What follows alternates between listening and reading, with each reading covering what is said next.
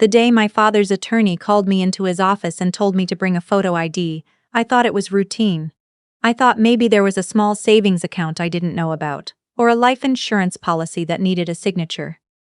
I had no idea I was walking into the moment that would unravel every lie my family had built around me for 30 years. My name is Elaine. I'm 32 years old, and until 8 months ago I believed that my father simply loved my brother more than he loved me. I had made peace with that, or at least I thought I had. Growing up in Cincinnati, Ohio, our house was the kind that looked perfect from the outside. Brick front, 2-car garage, a yard my father mowed every Saturday without fail. But inside there were rules that nobody ever said out loud. Rules you just absorbed over time, the way you absorb the smell of a place until you can't even notice it anymore. My brother, Holt, was 3 years older than me, and from the time I was old enough to notice anything, I noticed that Holt got things differently than I did. Not just more, differently. When Holt wanted to join a travel baseball league, my dad drove an hour each way to practices 3 times a week without a single complaint. When I asked if I could take a photography class at the community center, my dad said he'd look into it. He never did. I stopped asking after the 3rd time. I don't want to make my childhood sound miserable because it wasn't. My mother was warm and funny, and she made these Sunday dinners that took up the whole afternoon. She'd let me sit on the counter and chop things even when I was too small to really help, just so I'd feel useful. She died when I was 16, breast cancer, and after that the imbalance in our house stopped being subtle.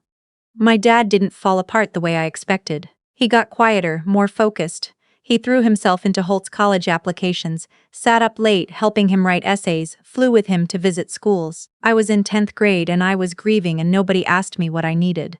I started doing my own laundry that fall. I started making my own lunches. I started figuring things out in the slow, grinding way that teaches you to be self-sufficient whether you want to be or not. I went to Ohio State on partial scholarship and worked 20 hours a week at a campus coffee shop to cover the rest. My dad didn't offer to help, and I didn't ask. By then I had gotten very good at not asking. I graduated with a degree in communications, moved to Columbus, and spent 6 years building a career in nonprofit marketing. I rented a 1-bedroom apartment with a leaky bathroom faucet I fixed myself after watching a YouTube tutorial 3 times. Holt, meanwhile, had moved back home after a brief stint in sales that didn't work out. He told people he was helping Dad manage the property, which sounded more significant than it was. My dad owned a self-storage facility on the east side of Cincinnati that had been in the family since my grandfather built it in 1987. It wasn't glamorous, but it was profitable.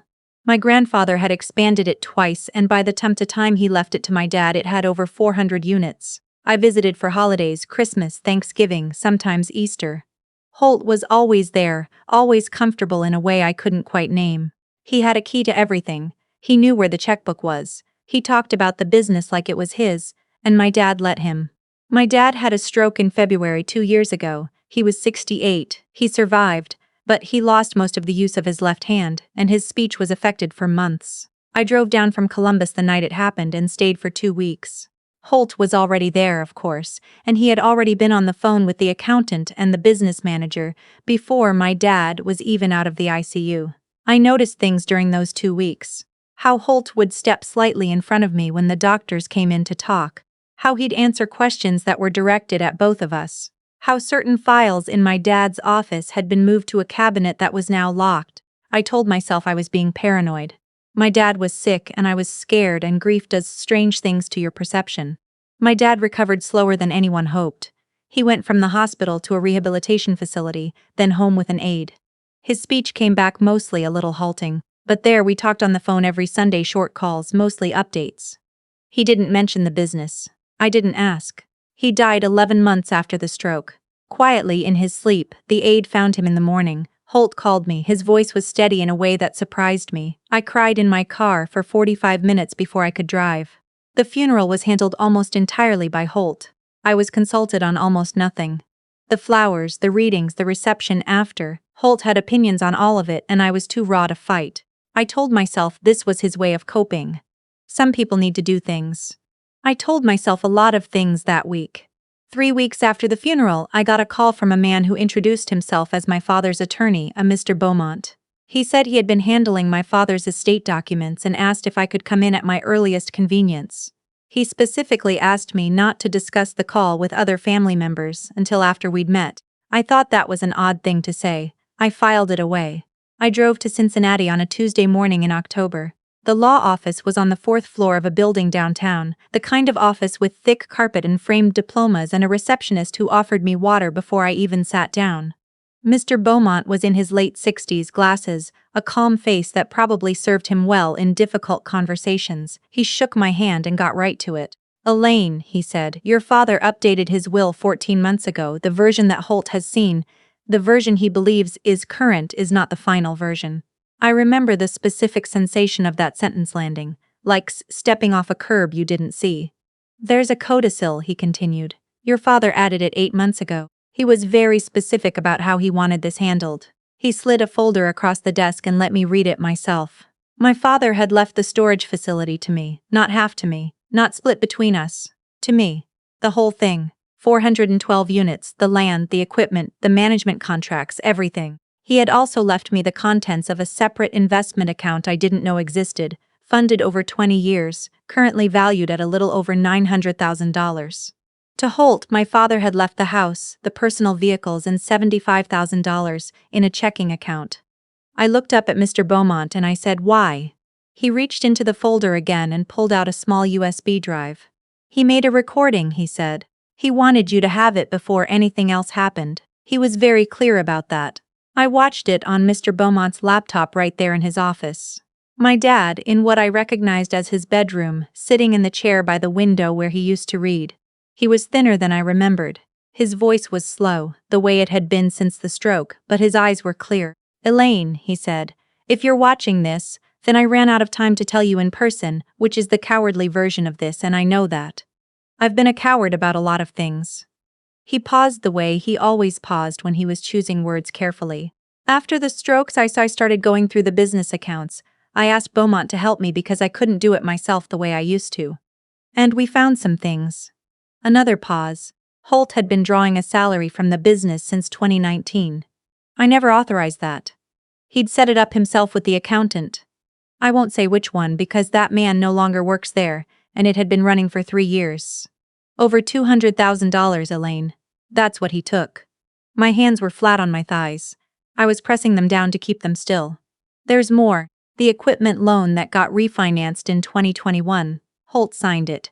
He used a power of attorney that I had given him for medical purposes only, not for financial matters. The terms of the refinance were bad. We've been paying more than we should have for 2 years. I've had Beaumont working on unwinding that." He looked directly at the camera then, and something in his face shifted. "I didn't see it because I didn't want to see it. That's the truth. And I know I didn't give you what I gave him, I know that. Your mother used to tell me that and I'd get defensive, and that was wrong. I was wrong. This is me, trying to fix some of what I got wrong." He looked down at his hands for me and "The storage facility was your grandfather's. He built it from nothing. He used to say it was honest work that makes honest money. And I always thought that was a small thing to be proud of, but I was wrong about that too. He knew what he was building. I want it to go to someone who'll respect that. I've watched you your whole life and you've never waited for anyone to hand you anything. That's not something I taught you. That's something you taught yourself. You deserve this. I should have said that a long time ago." The video ended. I sat in that leather chair in Mr. Beaumont's office and I did not cry, which surprised me. I felt something closer to a very old door finally closing. The kind that's been slightly open for years, letting in a draft, and you've just stopped noticing it. "What does Holt know?" I asked. At this point, Mr. Beaumont said, "He knows about the original will, which left everything split evenly. He does not know about the codicil. And the money he took, the salary? That will need to be addressed. Your father had begun a civil paper trail before he passed. The documentation is substantial. That decision is yours to make." I drove back to Columbus and I sat in my apartment and I looked at the wall for a very long time. My upstairs neighbor was doing something that involved dragging furniture. My faucet dripped. I made a pot of coffee and didn't drink it. I called my best friend Nina and told her everything. She listened without interrupting, which is one of the things I love most about her. "What are you going to do?" she asked when I finished. "I'm going to learn how to run a storage facility," I said. She laughed, then she stopped. "Wait, are you serious?" "I'm very serious." It took 3 months to sort out the legal side of things. Holt had to be formally notified of the codicil, and that conversation happened through attorneys, which was the right call because I don't think I could have sat across from him in a room. His lawyer pushed back, claimed my father hadn't been of sound mind when he made the changes, cited the stroke. Mr. Beaumont had anticipated this. My father, it turned out, had been evaluated by 2 separate physicians after the stroke specifically to document his competency, and both evaluations were on file. My dad had thought of everything, just too late to tell me himself. The unauthorized salary was eventually addressed through a formal settlement. Holt repaid $212,000, partially from the funds in his inheritance, partially arranged over time through a structured agreement. He did not fight it. I think somewhere under all the entitlement, he knew exactly what he'd done. The equipment loan was renegotiated. The accountant who had helped Holt set up the phantom salary lost his license. I did not involve myself in that process, but I watched it happen from a distance with something I can only describe as quiet satisfaction. I moved to Cincinnati in January. I found a 2-bedroom house to rent near Oakley, close enough to the facility that I can be there in 12 minutes.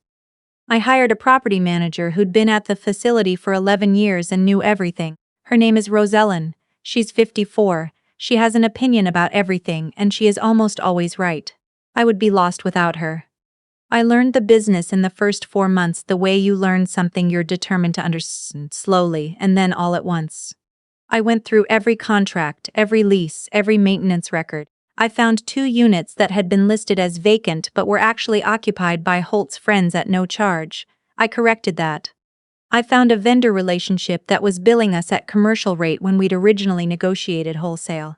I corrected that too. The facility now has a waitlist for climate-controlled units, which we never had before. I installed security cameras in every corridor. I launched a website that doesn't look like it was built in 2009. Revenue is up 18% since I took over. I haven't spoken to Holt since the settlement was finalized. I don't know if I will. I think about calling him sometimes, usually when I'm doing something that reminds me of when we were kids, the county fair or a particular song or the smell of a baseball mitt. I grew up with him. That part doesn't just disappear. But I also think about all the years I told myself it was just favoritism, just the way things were, just how some families worked. I think about how small I made myself in that story because the alternative, that I was being actively sidelined while someone else positioned himself to take everything, was too painful to hold. My grandfather built this place. He poured concrete on weekends and negotiated lease agreements at his kitchen table and never, not once, asked anyone to hand him anything either. His name is still on the deed of trust as the historical records. Edward Marsh, 1987. I had a small sign made. Nothing fancy, just a brushed aluminum panel, the kind that holds up in weather. I hung it inside the main office, above the door where people come in to sign their rental agreements. It reads, Marsh Family Storage, Est, 1987, built on honest work. Some mornings I come in early before Elaine arrives, when it's just me and the hum of the climate control units and the light coming in sideways through the window. I stand there and I read that sign and I think about my grandfather, who I only knew until I was 8, and my father, who I never quite understood until the end, and I think about the fact that this place is mine now. Not because someone gave it to me, because someone finally told the truth. That's the thing nobody tells you about justice. It doesn't feel like winning. It feels like finally being able to breathe in a room you didn't realize was always a little short on air.